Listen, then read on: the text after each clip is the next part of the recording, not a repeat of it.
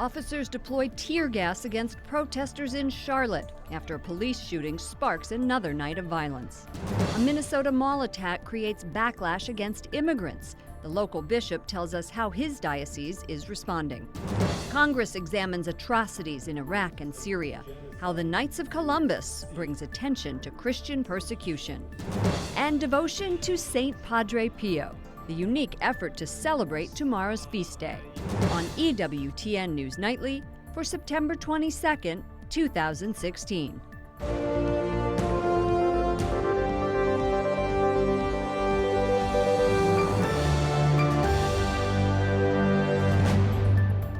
Good evening, and thank you for joining us. I'm Lauren Ashburn. A Tulsa police officer is charged with first-degree manslaughter for killing an unarmed black man on a city street last week. This just came into the newsroom. Mourners gathered last night to pray for peace and remember 40-year-old Terrence Crutcher. The African-American man was unarmed when a white female police officer shot and killed him, and she is now on administrative leave. And a state of emergency in Charlotte tonight, along with prayers for peace. A police shooting of an allegedly unarmed black man leads to calls for a federal investigation. Jason Calvi reports from the Department of Justice. Jason. Lauren, violence erupted in Charlotte. Now the family of Keith Lamont Scott is calling for protesters to remain peaceful. His shooting happened about 500 yards from a Catholic church. It seemed like another city. It didn't feel like Charlotte. No justice, no peace. Violent protests leave 4 police officers injured and 1 other man seriously hurt. It follows the police shooting death of Keith Lamont Scott. Officers say they repeatedly asked him to drop a gun. Witnesses say he was unarmed. The Charlotte police chief says unreleased video of the shooting doesn't definitively show Scott pointing a gun. In the nation's capital today, the Congressional Black Caucus walks to the Department of Justice, demanding the Attorney General investigate. Madam Attorney General, I truly believe that you can be a lot more aggressive with the civil rights prosecutions. We cannot rely on the judges and juries at these local levels and in the states, because the police enjoy the kind of credibility that allows them not to be indicted. Speaker Ryan also weighed in on the violence in Charlotte. These images are they're just so heartbreaking and they're upsetting. The loss of any life is a tragedy. The response to that, though, cannot be more violence. As leaders, it is our responsibility to promote calm, peace, and dialogue. We cannot allow our nation to be divided up along racial lines. Back in Charlotte, I want to especially thank our religious leaders, our faith leaders, our community leaders who were out last night. About 150 people prayed inside St. Thomas Aquinas Catholic Church. That's near the site of the police shooting. God desires to answer our prayers, and he can offer us specific graces to assist with difficult situations. Maybe the reason why we're praying is because we all feel a little bit helpless. The Attorney General says the violence really drowns out the voices of those calling passionately for change. The Department of Justice here is sending 4 trained peacemakers to Charlotte to help bring about some peace tonight. Lauren? Jason, how is this playing out in politics on the campaign trail? Well, the Republican vice presidential nominee today was speaking to evangelical church leaders, and he says talking about racism within the police force really is part of a rhetoric of division. The Democratic vice presidential nominee, Tim Kaine, says that the long list of black people who have been shot by police has grown too long. Lauren? Jason Calvi from the Department of Justice, thank you very much. Tensions are still high in Minnesota following Saturday's attack at a Minnesota mall. The suspect, who stabbed 10 people, was an immigrant from Somalia, and it triggered a backlash against the local Somali community. Bishop Donald Kettler of the Diocese of St. Cloud, Minnesota, joins us. Thank you so much for being here. How has this mall attack hurt the community's perception of immigrants? There's Somali people have been arriving here for quite a while, but it was sort of an emphasis on my part that we would try to bring together from an ecumenical basis to work, all the faith communities to work together. Obviously, what happened raised the fear level, the anger level in the broader community. One positive part was that when this happened, there were connections made.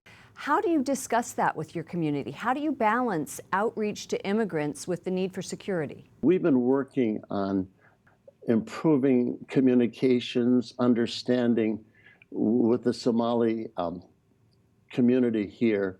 And so we've been meeting members of the Muslim community, Somali community, and the Ecumenical Christian group, which is a broad-based group, including Mormons and other Christian groups.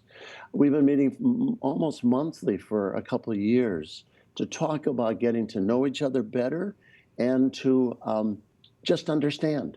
Bishop, why has there been this fear and anger leading up to this? Is it because of the extremely large influx of Somalis to your diocese?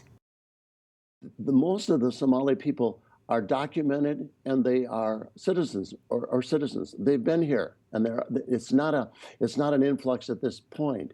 There's a growth to some degree, but we're dealing with our community members already, and so we hear fear about the influx of immigration and so on. That really isn't our issue. We're trying to deal with deal with our people that are here that are already our community members. Well, Bishop Donald Kettler, thank you so much for joining us from the Diocese of St. Cloud. Good luck to you. Thank you. A contempt of Congress vote in the Hillary Clinton email investigation. Republicans in a House committee target the man who helped set up Clinton's personal email server. The resolution states that Brian Pagliano did not comply with 2 subpoenas ordering him to appear before the panel. National presidential polls have been seesawing. A new poll shows Hillary Clinton gaining an edge over Donald Trump. According to an NBC News Wall Street Journal poll, Clinton is up 6 points, 43 to 37%. Previous polls showed Trump closing the gap.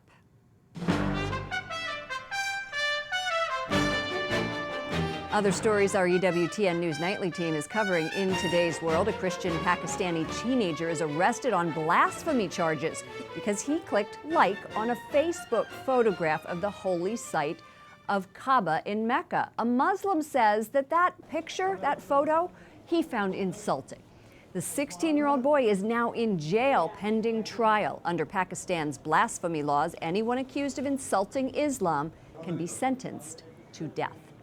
Catholic leaders call on Congress and the president to do more to stop the genocide of Christians in the Middle East. Today, they made their case on Capitol Hill, and Wyatt Goolsby was there.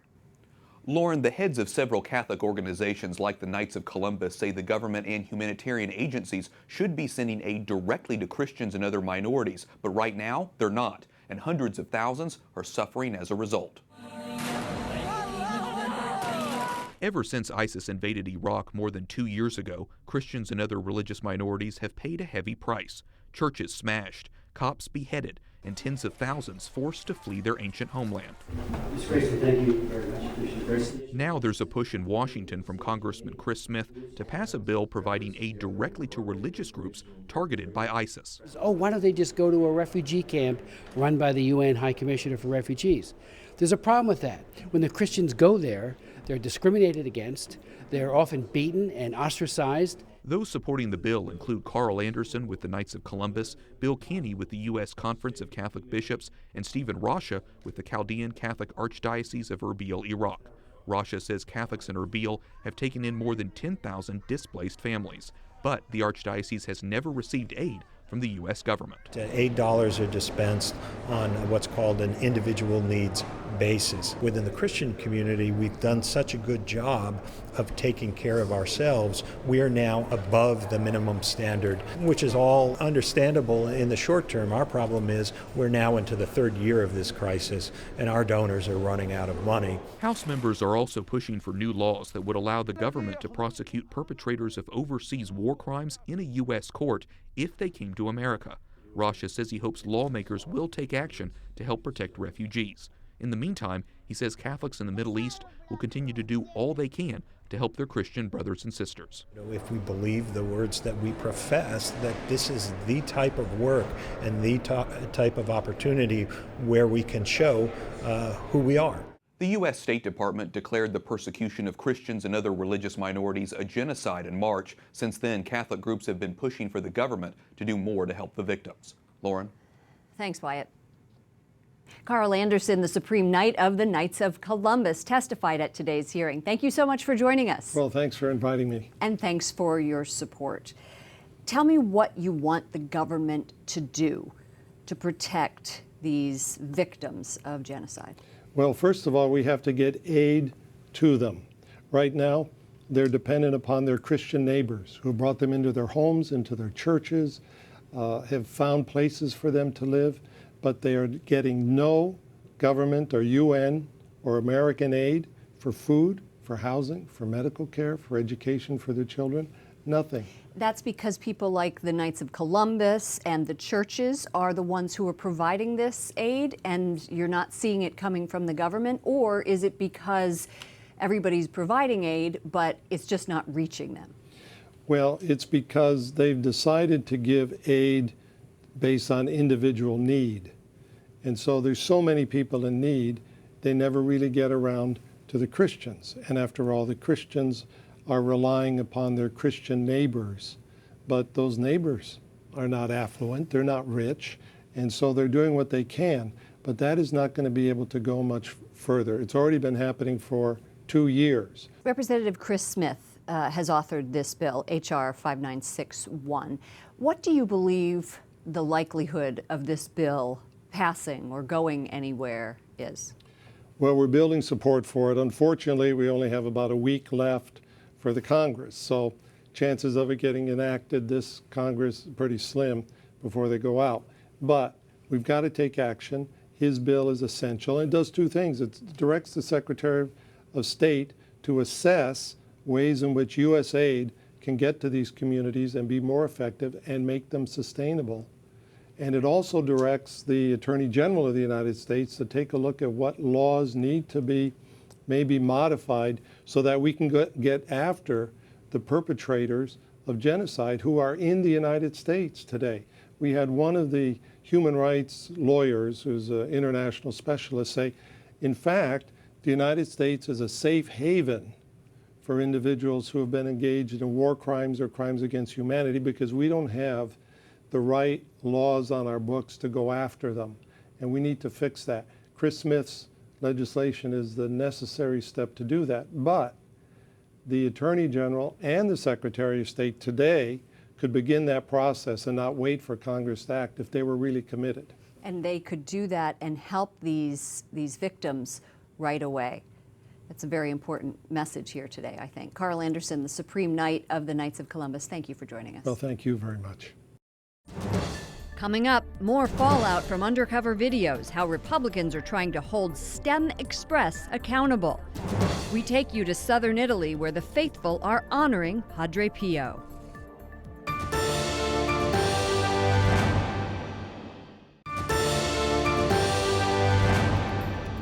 Thank you for joining us this evening. I'm Lauren Ashburn. Democrats express frustration after yesterday's contempt of Congress vote against a company that provides researchers with fetal tissue. Republicans say STEM Express never provided the documents the panel requested about the sale of baby body parts. Democrats walked out of Wednesday's hearing just before the vote. They reject the entire investigation. It was an attack on Planned Parenthood. When that didn't stick, and after all the hearings that were had by all of the relevant committees that found no wrongdoing, this panel was stood up for the express purpose of trying to shut down fetal tissue research in this country. Let's get the documents, let's review them together. If nothing's been done wrong, let's all go home. But if something has been done wrong, let's hold those folks to account. Why aren't Democrats joining us in that effort? The special House panel was created after secretly recorded videos showed Planned Parenthood talking about the sale of baby body parts. It's illegal to profit from the sale of fetal tissue. And a terminally ill child has been helped to die under Belgium's new euthanasia law. It's the first case of a child's death since the country did away with age restrictions on euthanasia 2 years ago. Some pediatricians and the Catholic Church oppose the law. Catholic teaching forbids euthanasia.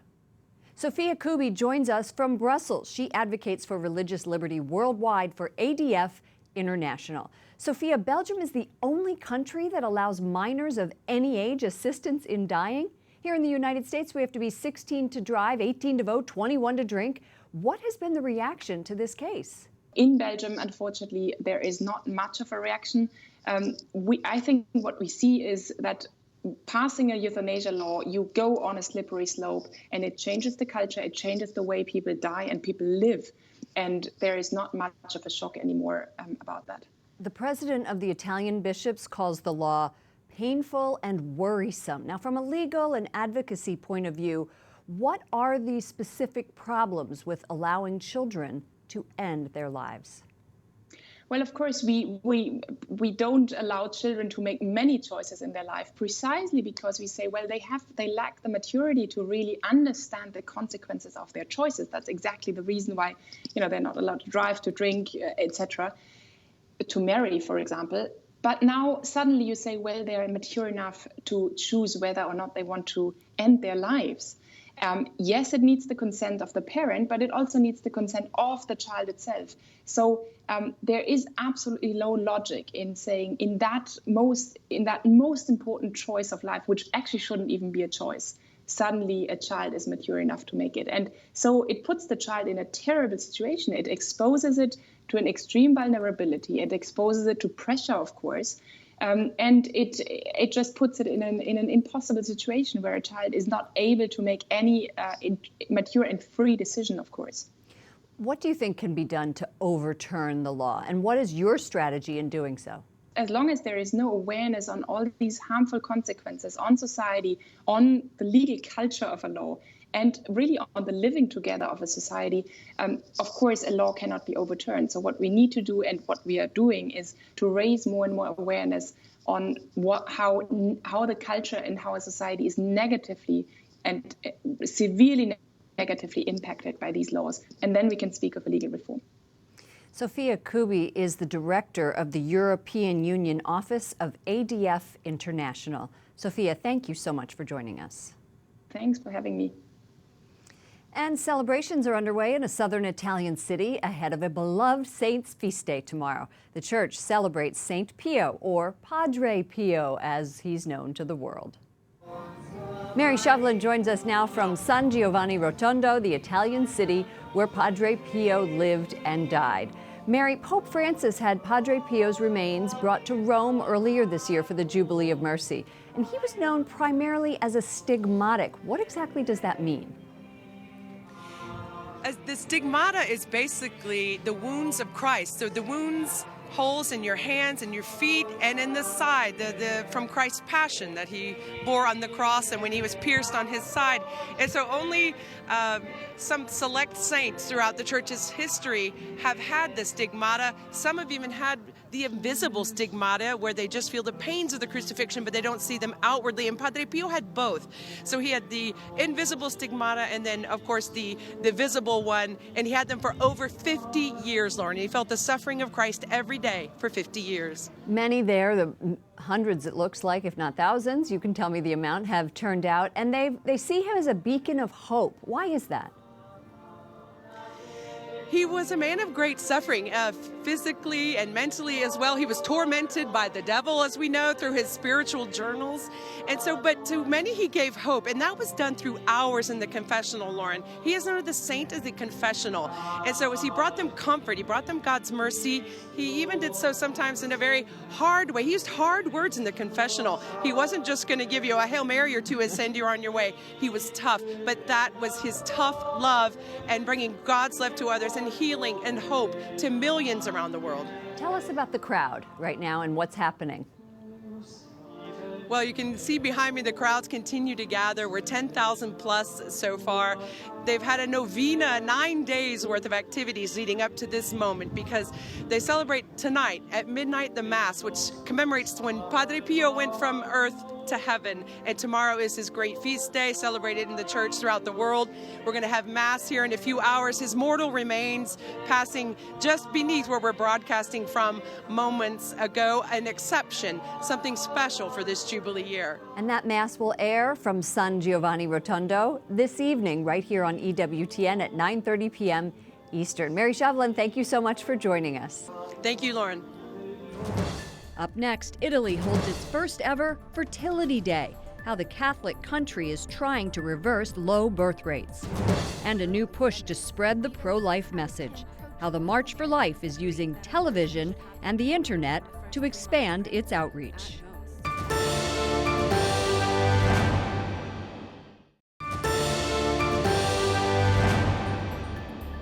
Pope Francis encourages journalists to improve the society in which we live. Vatican Radio says the Holy Father spoke today to a group of Italian journalists, telling them their work should include truth, professionalism, and respect for human dignity.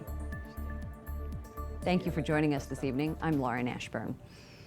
And lawmakers in Poland are considering changing the country's abortion laws. One bill calls for a total ban on abortions.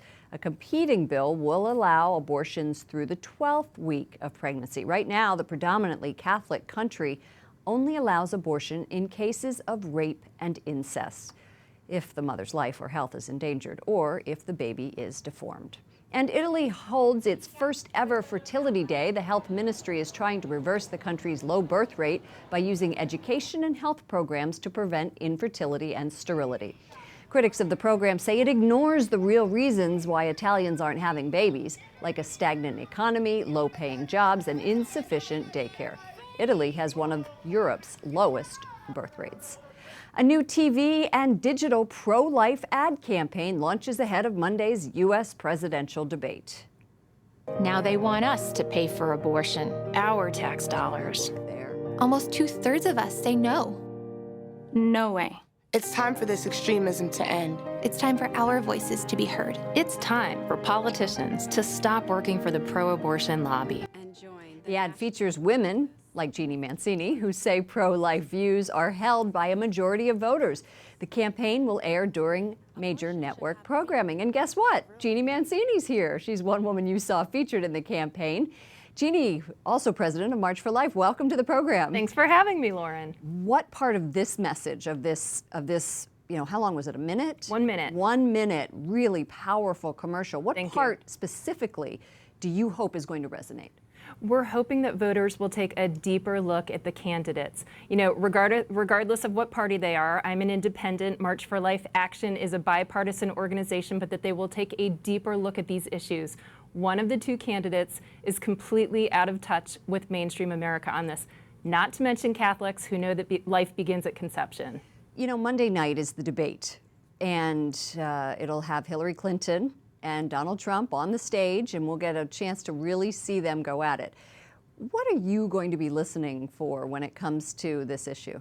I'm hoping that the question is asked about the life issues, and I'm absolutely hoping that we can move beyond the rhetoric and that, frankly, that the extremism is exposed for what it is. What do you mean? Well, Hillary Clinton is out of touch with mainstream America on this issue. I mean, pro-life politicians are basically more mainstream than, sadly, many Democratic politicians or pro-abortion politicians at this point. And Hillary Clinton, in particular, her campaign is advocating for abortion on demand up until the time of birth and paid for by your taxpayer dollars. Americans aren't in favor of any of that. 7 in 10. Let's talk about the 7 in 10 number. Tell us about that. Well, 8 in 10, actually 8 in 10 are not, sorry, 8 in 10 favor strong restrictions on abortion. Even pro-choice Americans, 6 in 10 pro-choice Americans would favor limiting abortion to the first trimester, to the first 3 months of pregnancy. And of course, at the March for Life, any abortion is one too many at any time in pregnancy, but this is not the law in the United States, and the law should reflect the hearts and minds of mainstream America, should it not? Well, we will be watching on the debate to hear what our presidential candidates have to say. Right. Thank you so much, Jeannie Mancini, March for Life. Thanks for having me. And that does it for us. For the EWTN News Nightly team, I'm Lauren Ashburn. Have a wonderful night, and God bless you.